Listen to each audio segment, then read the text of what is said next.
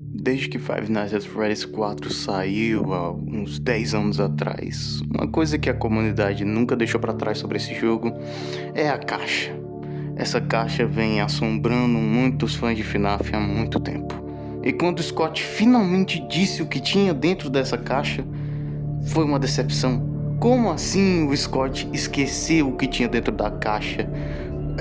É impossível ele ter esquecido isso, sendo que ele deu tanto destaque durante tanto tempo. E agora, quem poderá me defender?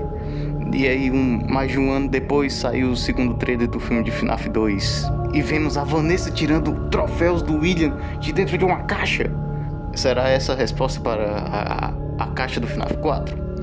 Bom, é isso que iremos ver hoje. Então, sem enrolação, bora pro vídeo.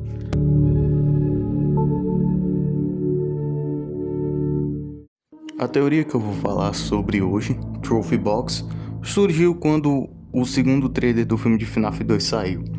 Bom, hoje em dia o filme já saiu, já vai fazer quase um mês que o filme saiu, mas ainda faltava um mês pro filme sair quando o trailer saiu, e as pessoas destacaram o fato de que a Vanessa tira brinquedos de dentro da caixa, que tem um formato bem parecido com a caixa do FNAF 4, e foi daí que essa teoria surgiu. Quando essa teoria surgiu, eu não dei muita bola, eu achei que era uma teoria bem fraca. Mas aí, depois de um tempo que ela surgiu, eu comecei a me aprofundar nessa teoria e vi que ela realmente tem uma boa base de provas e que ela explica até que bastante coisa sobre a caixa. Então, bora falar das evidências dessa teoria logo, porque não são tantas, mas são evidências bem fortes. Primeiro, e a mais óbvia, é o fato da Vanessa tirar os troféus do William de uma caixa no FNAF 2, né? Essa é a terceira vez que eu cito esse fato. Enfim. Mas também tem outra coisa. A gente vê isso nos jogos. O William pegando brinquedos de outra criança e dando para os seus filhos. Basicamente, em Secret of the Mimic, no final que a gente vai pro quarto do David, a gente vê que tem os brinquedos dele lá, e alguns dos brinquedos são os mesmos do FNAF 4, o que deixa implícito que o William pegou os brinquedos do David e deu pro Crying Child. E como sabemos, o David é uma das vítimas do William, então o William pegou os brinquedos de uma de suas vítimas e deu pro Crying Child, da mesma maneira que ele pegou o avião do Garrett e os brinquedos das outras crianças do MCI e deu para Charlie. E isso é muito interessante. E outra coisa, essa não seria a primeira vez que a gente vê o William roubando coisas dos outros. Afinal, Secret of the Mimic é sobre o William querendo roubar todos os bens materiais do Edwin, a empresa dele, a casa dele, até as criações dele. Além de que na própria trilogia a gente vê o William roubando a quarta Charlie do Henry. Então, de certa forma, o William já seria familiarizado com roubar coisas dos outros. Mas mesmo depois de tudo que eu já falei, esses não são os argumentos mais fortes dessa teoria. Afinal, existe uma evidência muito mais forte que essas. E essa evidência vem da Custom Night, da Ultimate Custom Night, mais especificadamente no Chica's High School Years, que representa como William Afton matou as crianças do MCI. Nela a gente vê a Chica atraindo garotos para sua casa para matá-los, da mesma maneira que o Afton atrai as crianças do MCI para Safe Room e mata elas. Só que um detalhe interessante: após cada morte, a tua Chica acumula um item de cada garoto justamente na sua mochila, deixando implícito que Afton também coletava itens das crianças do MCI após assassiná-las. E qual lugar melhor seria para guardar troféus, se não uma caixa de brinquedos que pertence às suas crianças? Ninguém ia desconfiar, muito menos elas. Elas iriam pensar que é um brinquedo novo. Tudo isso culmina para que Afton coletasse os itens das suas vítimas e colocasse na caixa. Mais uma coisa: como tudo isso se liga ao Crying Child? Afinal, sabemos que a caixa é interligada a ele. Afinal, FNAF World, um jogo baseado no Crying Child, teria a caixa sendo aberta. Então como isso se liga a ele? Simples, a caixa é uma das memórias. Os brinquedos eram dele após serem pegados. Então faria sentido ele ter memória da caixa.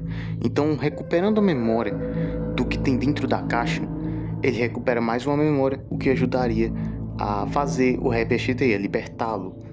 Ou seja, a caixa é uma memória do Crying Child. A partir do momento em que a Cast faz ele lembrar, ele se lembra dos seus brinquedos e mais uma memória é recuperada. É assim que ela se interliga ao personagem. Mas como ela se interliga a uma coisa que faz com que muitas pessoas duvidem dessa teoria. Bom, como ela se interliga ao fato do Scott ter esquecido o que tem dentro da caixa, ou com o fato do Scott ter confirmado que o material que está dentro da caixa é constantemente alterado? Bom, a resposta é mais simples do que você pensa. Basicamente, cada mídia nova que ia saindo de FNAF, uma nova vítima era sendo adicionada ao Afton, o que justifica o fato do material que está dentro da caixa ser constantemente alterado, porque novas vítimas eram adicionadas. Uma alteração não precisa ser algo que já existia, não. Uma alteração pode ser algo novo adicionado à caixa. Isso já altera o que tem dentro da caixa. Antes era esses brinquedos, mas aí já adiciona mais um. E aí já alterou o que tem dentro da caixa. Afinal tem mais um brinquedo. Não é mais aqueles brinquedos que já estava programado para estar lá dentro. E a abertura da caixa não se encaixa nos jogos que a gente tem. Vamos lá. FNAF World, a caixa ia ser aberta, mas não foi. FNAF Sister Location, não faz sentido a caixa ser aberta. O foco total não é no MCI, por mais que tenhamos o MCI possuindo os Fantimes. Então não tem sentido abrir a caixa ali. E Pizzeria Simulator teria que criar uma trama paralela ao jogo em que alguém entra na casa do Afton e abre essa caixa. Quem seria esse alguém e por que ele abriria a caixa? Não tem sentido, tá vendo que não se encaixa? Tipo, a UCN até daria pra encaixar, mas nem tanto, porque o foco do jogo não era história. Tem um pouco de foco na história, com certeza, mas não era o foco total do jogo, e não se encaixava totalmente uma abertura da caixa. Hellblunted pra frente nem se fala, a gente já entra em uma história totalmente diferente, a história do Mimic. Não tem como ser revelado em um jogo atual, a não ser que o Scott retorne para a era antiga só para fazer essa abertura da caixa. O que parece que vai acontecer baseando-se no Chica's Secret Party, que eu achava que ia ser um jogo teaser do FNAF 2, mas não. Era realmente só não, né? Era realmente um jogo que algum dia vai ser lançado. Eu acredito que vai ser um jogo que algum dia vai ser lançado. O Scott não daria instruções de como será o jogo, especificadamente como será o jogo, se ele nunca fosse liberar isso, tá ligado? Então, algum dia esse jogo vai ser lançado e ele dá foco na caixa. Então, em algum momento a caixa vai ser aberta, o que abre duas opções. Ou o Scott alterou o que tem dentro da caixa para ser os troféus do Afton, ou ele lembrou o que tem dentro da caixa. Também tem uma terceira opção. Ele mentiu na entrevista com o Dalco porque alguma hora ele sabia que o Chica's Secret Party seria divulgado e que lá teria a abertura da caixa, ou em algum projeto futuro ele abriria a caixa. Por isso que ele não quis revelar o que tinha dentro de lá, ou quis alimentar o fogo, né? Não quis tacar mais madeira no fogo, só para não criar expectativa nos fãs, pra no final não ser o que eles pensam, tá ligado? Então é por isso que eu acho que essa teoria justifica muito do porquê o Scott esquece o que tem na caixa e porque o material que está dentro da caixa é constantemente alterado. E bom, pelo menos por enquanto, essa parece ser a resposta mais coesa do que está dentro da caixa. Até pelo menos a gente conseguir uma confirmação definitiva no Chica's Secret Party ou em algum projeto futuro. Mas e você? O que você acha que está dentro da caixa? As memórias do Grandchild ou concorda que são os troféus? Deixe aí nos comentários. O vídeo foi só isso. Falou e fui!